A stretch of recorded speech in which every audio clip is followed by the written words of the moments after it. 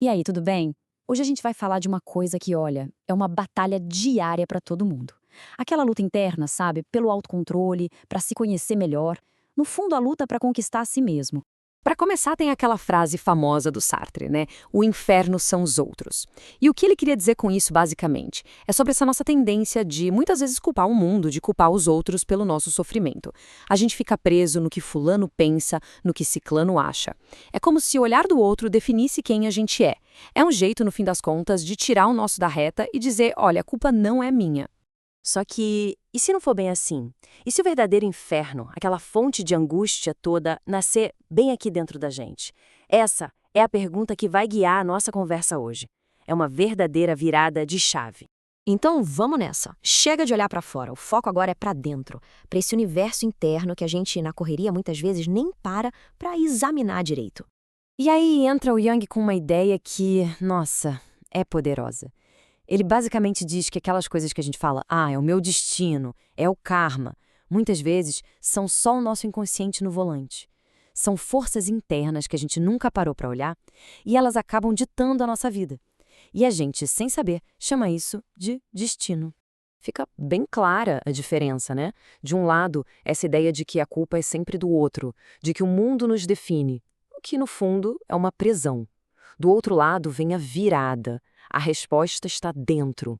É entender que o nosso inconsciente nos guia e que, bom, a gente precisa assumir a responsabilidade de olhar para dentro. É sair do papel de vítima e trocar a culpa pela autoanálise. Tá, mas demônio interior, o que é isso na prática, afinal? Vamos pegar um exemplo bem concreto para a gente entender de vez. Olha só, o ponto principal é esse aqui. Esquece a imagem de um ser com chifres e rabo. O demônio interior, nesse nosso papo, é um conflito. Um conflito nosso, interno, mal resolvido. É basicamente o que a gente quer versus o que a gente teme. É aquela briga interna, sabe? Entre o nosso desejo e a nossa culpa. Para ilustrar, vamos pegar um personagem do Tolstói, o Irteneiev. Pensa num cara que se considera o suprassumo da correção, um homem de ideais elevadíssimos. Só que por dentro ele está sendo consumido por um desejo avassalador por uma mulher casada. Imagina o tamanho do conflito na cabeça dele. E aí que a coisa fica complexa. O que ele faz? Em vez de olhar para si e admitir a própria falta de autocontrole, ele joga a culpa para fora. É a tal da projeção. Ele transforma a mulher no diabo, na tentação, na fonte de todo o mal. Por quê? Para poder continuar se enxergando como o homem correto. O problema volta a ser o outro, entende? O inferno volta a ser ela. E o final é uma tragédia. Completamente cego por essa projeção, por essa falta de autoconhecimento, ele acaba matando a mulher. Na cabeça dele, ele não estava matando uma pessoa. Ele estava matando o diabo para se salvar. É um exemplo extremo, claro, mas que mostra aonde a falta de olhar para dentro pode levar. Então, vamos deixar bem claro, o diabo do Irtenive não era nada externo. Era, na verdade, um conjunto de coisas dele mesmo. Era o desejo dele, que ele não soube o que fazer. Era a moralidade frágil dele, a culpa que ele não perdoava em si mesmo e, o mais importante de tudo, a total falta de controle sobre as próprias emoções. Ok, mas como é que esse processo acontece? Como essa influência negativa age? A gente vai ver agora que é uma coisa bem mais sutil do que um grito. É mais como um sussurro. Olha que interessante esse processo. São basicamente 3 etapas. Primeiro, a afinidade. Ou seja, já existe uma brecha, uma fraqueza, um desejo meio descontrolado ali dentro. Segundo, vem a sugestão. Pode ser uma voz interna, um pensamento, ou algo que alguém fala que vai lá e cutuca exatamente essa fraqueza. E por último, a amplificação. Aquele conflito pequenininho começa a crescer, até tomar conta de tudo. E essa metáfora aqui é perfeita. É como empurrar o bêbado na ladeira. O trabalho mais difícil ele já fez sozinho. Genial, né? A influência negativa não cria o problema. Ela só encontra quem já está desequilibrado, quem já está na beira do precipício e dá só um empurrãozinho. A vulnerabilidade já era nossa. A sugestão só se aproveita dela. Certo? Então, se o problema está dentro, como é que a gente resolve?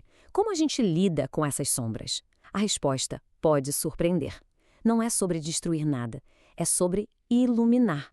E aqui está o pulo do gato. O grande erro é achar que a gente tem que lutar contra esses demônios, tentar aniquilar uma parte da gente. Não! O objetivo é outro. é entender, é governar, é dar um propósito maior para essa energia. Pensa num cavalo selvagem. A gente não quer matar o cavalo, a gente quer domá-lo, usar a força dele. A ideia é a mesma, transformar o caos em energia direcionada. Um exemplo clássico disso é a história das tentações no deserto. Cada uma delas mexe com uma necessidade humana fundamental. A tentação do pão ataca a necessidade física. A de se jogar do templo ataca o ego, a vaidade. E a do poder terreno ataca a ambição. E em todas elas a resposta não é de força bruta, mas sim de reafirmar um propósito, uma lealdade a algo maior. Isso nos faz olhar para essa história de um jeito diferente. Talvez o maior milagre ali não tenha sido resistir a uma força externa. Talvez o grande feito foi o de permanecer inteiro, fiel ao próprio propósito, sozinho, só com a própria consciência. Foi um ato supremo de autogoverno. Beleza, vamos amarrar tudo isso agora. Qual é a grande lição que a gente tira para a nossa vida? Onde é que está a prisão?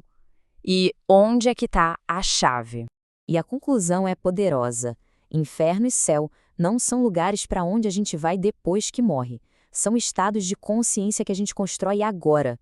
O inferno é uma mente sem esperança, cheia de culpa, sem governo nenhum. E o céu? O céu é uma consciência em paz, que tem um propósito, que vive com virtude. E essa imagem é muito forte.